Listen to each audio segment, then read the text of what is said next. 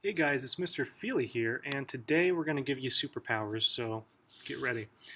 You may be wondering why I have fire pulled up on my screen, and that is because I'm going to make you guys produce a fireball from your hands. Yep, it's going to happen. So, let me exile this. We'll start from scratch. So first things first, we always go to our photo website. Remember, photopea.com.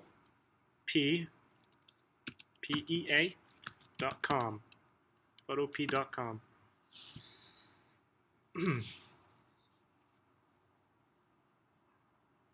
All right, and when you're there, we're gonna go right to the camera like we did in the last one. Go to open more and take a picture. So here is where you need to do your cool superhero pose. I'm gonna do something like this. The fire is gonna be coming from my hand. So, and I'll look at it too. I'll be like, that's impressively. Okay, so once you have your picture, once you've taken your picture by hitting this button here, go ahead and hit X.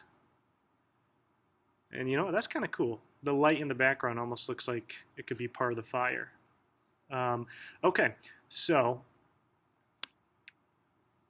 I went to this website, which is search.kids, kids with a Z, Kidz, search.com. Oh, you know what? I spelled it wrong. I need to put not C, not SEAR, SEARCH. There we go. All right, so don't spell it wrong, and then you'll get there. All right, so I'm going to type in flame, and I'll show you the image that I think we can use. I think would be pretty good to use. So I'm going to go to images here.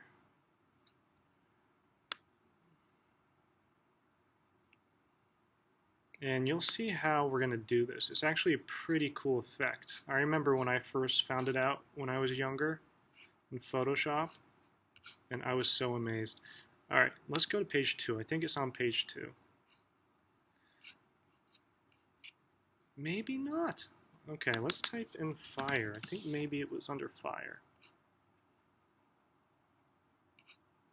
Yep, here it is right here. Okay.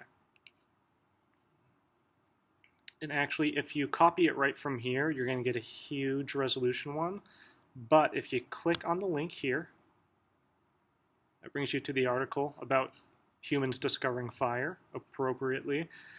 All right, and we will right-click on it and do copy image, and then we'll bring it into here. And for all those people that like shortcuts, it's just Command V to paste it in, or you just go up to Edit and you go to Paste. And it might ask you, because it's your first time pasting into here, it might ask you to allow the paste feature. It will say, do you want us to, paste from the clipboard? And you just hit yes or okay. All right, so our image is really big. So let's try to shrink that. So let's go to Edit, and let me move my face actually. Let's go to Edit and Free Transform. Then we have our little transform box. So I can pull this down, and I kind of want it, right above my hand, like it's coming out of the palm of my hand. Maybe I'll rotate it a little bit because my hand's a little slanted. So you guys can play around with this. And there you go. No, I'm just kidding. Obviously, it's not done. We have this giant box that's so ugly. So to get rid of that, there's something really easy you can do.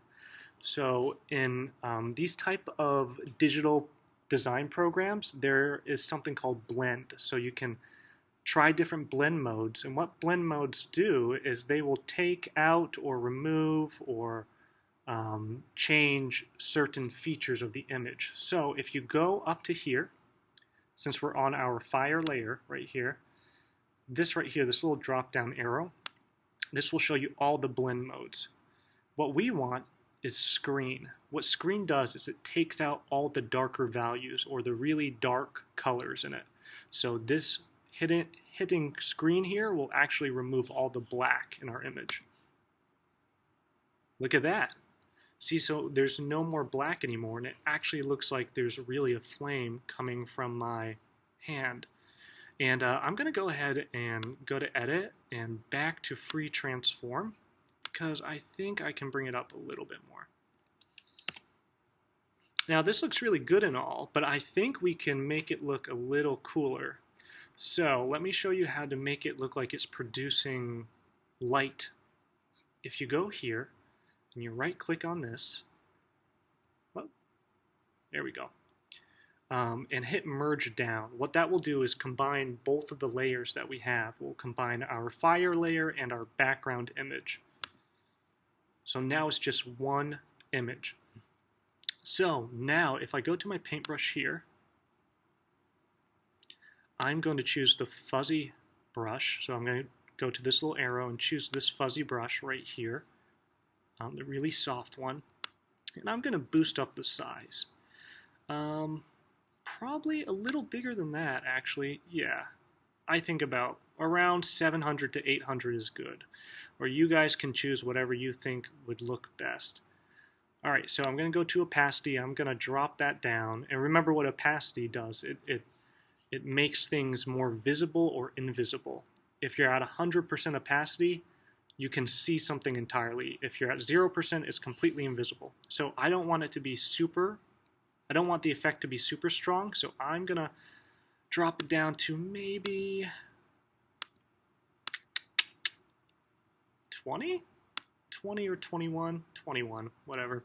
All right, so I want to have like an orange red lighting. So I'm gonna go down to my color swatch down here, and I already had orange select, but you guys can go in and go on the vertical color bar here, get to like a reddish orange, and then from there you can choose what you want. If you want to be a little darker or a little lighter, I think for this case we want it to be a little lighter. So I'm going to hit OK, and I'm going to change the blend mode of my brush. So kind of like how layers have blend modes, brushes can too. I'm going to change that to color dodge. And what color dodge is it brightens the bright areas. So it kind of acts like real light. So you'll see here, I'm going to start clicking on my fire. You'll see it gets a little brighter. And I can actually do this over on my face, like it's actually brightening up my face. And I think I want to try like a redder color too, see what that would look like.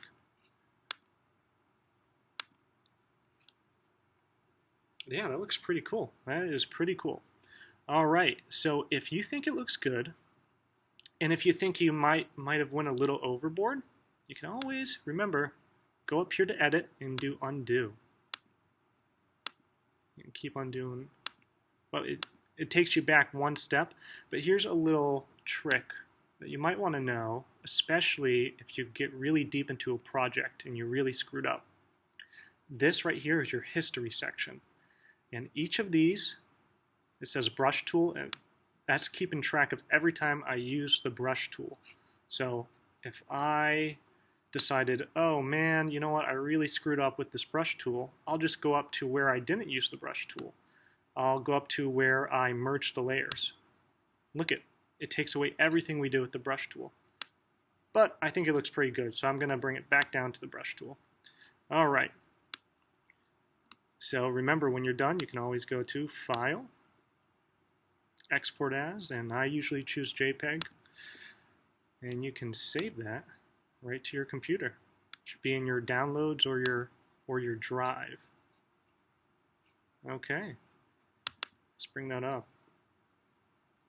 So that is how you can have superpowers in a photo editing program. Pretty cool, huh? All right.